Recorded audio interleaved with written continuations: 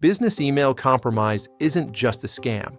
It's a global industry costing businesses over $43 billion. It's silent, targeted, and devastating. Unlike mass phishing, BEC targets specific people. It relies on compromising legitimate email accounts to hijack existing conversations. To understand how it works, let's look at a typical scenario. We'll call this the vendor switch. It starts months before the theft. First, a vendor you trust gets phished. Attackers steal their credentials and silently log in. They don't steal money yet. They steal information. They monitor the vendor's sent folder. They read invoices, learn project names, and identify who pays the bills. They wait for a large payment date. When the real invoice is ready, the attacker strikes. They create a rule to hide the real email and send a modified version from the actual account. The email comes from the real person. The attachment looks real, but the banking details have been swapped to an account controlled by the criminal. Why does this work?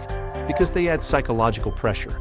Urgent payment needed, or our bank audits require this update immediately. The victim, trusting the sender, updates the record and wires the funds. By the time the vendor asks, "Where is my money?" it's too late. You must learn to spot the red flags. Number 1. Any sudden request to change banking information is a critical warning sign. Number 2. Look for slight mismatches. Did the reply to address change? Is the tone slightly different from their usual style? Number 3. Unusual urgency. If a long-time vendor suddenly demands immediate wire transfer instead of the usual check, pause. The defense is simple but requires discipline, out-of-band verification. This means using a different channel than the one the request came from. Never reply to the email to ask if it's real. The hacker is reading it. Instead, call the vendor on a known, trusted phone number. Speak to your contact directly.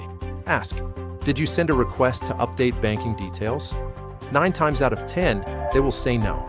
Internally, implement dual approval. Large transfers should require 2 people to sign off, ensuring a second set of eyes reviews the change. What if the money is already sent? Speed is everything.